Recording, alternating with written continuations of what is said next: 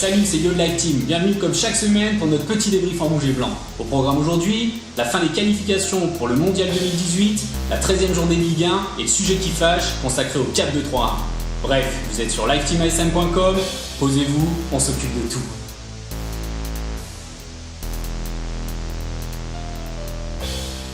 On débute avec l'actu de la semaine. Ça y est, les phases de qualification pour le Mondial en Russie sont enfin terminées. L'occasion pour nous de saluer nos internationaux français, brésiliens, portugais, colombiens, croates, polonais, belges et sénégalais. Bravo à tous. 71% de nos internationaux se sont qualifiés pour ce grand rendez-vous. C'est pas mal, non? Bon, tant pis pour le 100%. Dommage, Algérie, Mali, Pays-Bas, Monténégro, pour une prochaine. Cette semaine s'est également tenue la traditionnelle soirée des abonnés. Un moment particulièrement apprécié par les invités. Notamment pour son buffet. Oh, on vous a vu sur les photos.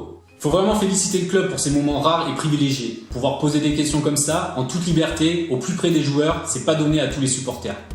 Pourtant, c'est sur la gestion et le business qu'ont tourné la majorité des questions. Les sous. Vadim a été bombardé de questions techniques sur la gestion de l'entreprise. À croire que c'est lui la star de l'équipe en fait. En résumé, on a appris que l'Europa League serait jouée à fond si on est reversé, que Falcao se sentait bien en principauté, que l'ASM s'installe peu à peu dans les instances européennes et françaises du football, que le gouvernement monégasque a donné son accord pour la rénovation du Louis II, et que le club va continuer à vendre pour miser sur de jeunes talents. Faudra s'y faire. Vadim l'a dit pendant la soirée des abonnés. Quand le stade sera plein, on pourra peut-être garder plus de joueurs. En attendant, on passe au match du week-end. La Ligue 1 était à Amiens vendredi soir pour le compte de la 13e journée. De retour de trêve, les hommes de Jardim se devaient de faire un résultat pour continuer leur bonne série en championnat. Amiens était vraiment mal classé, et comme tout promu qui se respecte, ils ont pris très au sérieux le champion en titre, normal. Avec le retour de Falcao, Jardim est revenu sur un 4-4-2 plus traditionnel, avec une paire de centres Fabinho-Tillmans, Balde-Lopez sur les ailes.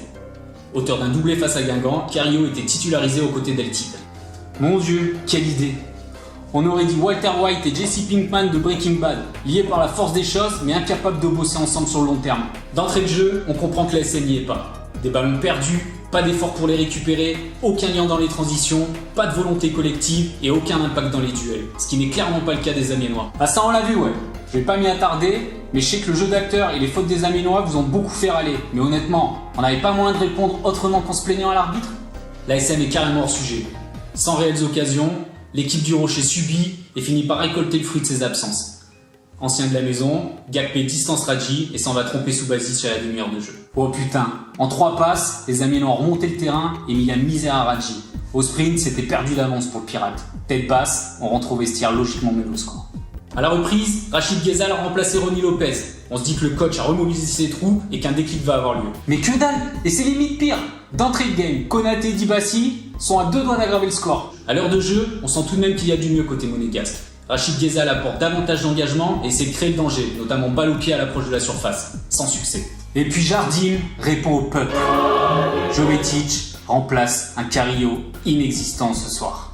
À peine 5 minutes après son entrée, le Monténégrin profite d'une belle percée de Fabinho dans la surface et trompe Gürtner d'une frappe croisée. Ah, voilà, enfin un peu d'envie, merci Jovetic. Bon, même si ça vient quand même de Fabinho, quand le Brésilien part balle au pied comme ça, on sait qu'il peut faire très mal. L'ASM égalise et il reste largement le temps de faire mieux. Usés, les Amiénois payent leurs efforts de la première mi-temps. Monaco prend le contrôle du match et tente à tout prix de passer devant. Malheureusement, la réaction est bien trop tardive. Y a rien de plus énervant que ça. Tu sens qu'on a plus de talent, qu'on peut les bouffer en accélérant un peu, mais non, on est mou, sans conviction, pas concerné par le match, on se tire une balle dans le pied et putain, il y a un titre à défendre, merde les gars. On en reste là, un partout chez le promu. Vraiment pas de quoi se rassurer avant le match décisif de mardi. Au terme de la journée, Monaco voit Paris s'envoler au classement, mais profite des nuls de ses poursuivants pour les tenir légèrement à distance. Bon ben, pas le choix les gars. Faudra faire un résultat dimanche contre Paris. Paraît même que le petit, celui dont on ne doit pas prononcer le nom, sera sur le terrain. Enfin, c'est Vadim qui l'a dit à la soirée des abonnés, donc faudra le tenir aussi celui-là. Mais avant ça, un autre rendez-vous crucial attend les Rouges et Blancs. On en reparle dans le programme de la semaine. Tout de suite, le sujet qui fâche, consacré au 4-2-3-1. Éblouissante en 4-4 de l'an passé, l'équipe a clairement plus de mal en ce début de saison. Manque d'impact au cœur du jeu, de dynamisme sur les côtés, une défense trop souvent laissée seule sur les contres, bref, le coach devait trouver des réponses. Alors le 4-4-2, moi perso j'adore, ça me rappelle trop de bons souvenirs. Avec Julie Roten sur les ailes, Perso Morientes dans l'axe, une bonne paire de récupérateurs bien solide à la Zikos Bernardi, et pour que ça marche, faut des joueurs au niveau, ou du moins des joueurs adaptés au système, et là, c'est clairement pas le cas. Le 4-4-2 demande un énorme travail des latéraux. Ils doivent compenser les montées offensives de leurs ailiers en défendant sur les milieux adverses, et amener le surnombre en créant des décalages sur les phases d'attaque. Avec Ben Mendy, pas de soucis, les allers-retours s'enchaînaient sans problème. C'était une machine le gars, mais là, ça va pas. Au cœur du jeu, la complémentarité des deux axiaux est également fondamentale. L'évolution de l'effectif a pas mal changé les plans du coach. Se passer de l'impact de Bakayoko, tout en intégrant Tillmans et sans se priver de Moutinho, pas évident. Baka Fabi, c'était oui. Baka Mouti, c'était oui.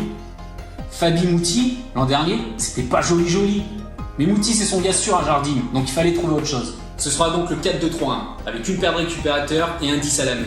Plus costaud dans l'entrejeu, ce système permet néanmoins de repasser en 4-4-2 rapidement, sans pour autant changer de joueur. Ouais, mais là on sacrifie clairement Falcao. Est-ce qu'on peut se le permettre? Les avis sont partagés, mais quoi qu'il en soit, aucune équipe ne reste figée sur un système pendant un match. Il faut savoir réagir en fonction de l'adversaire, de l'évolution du score, des faits de jeu.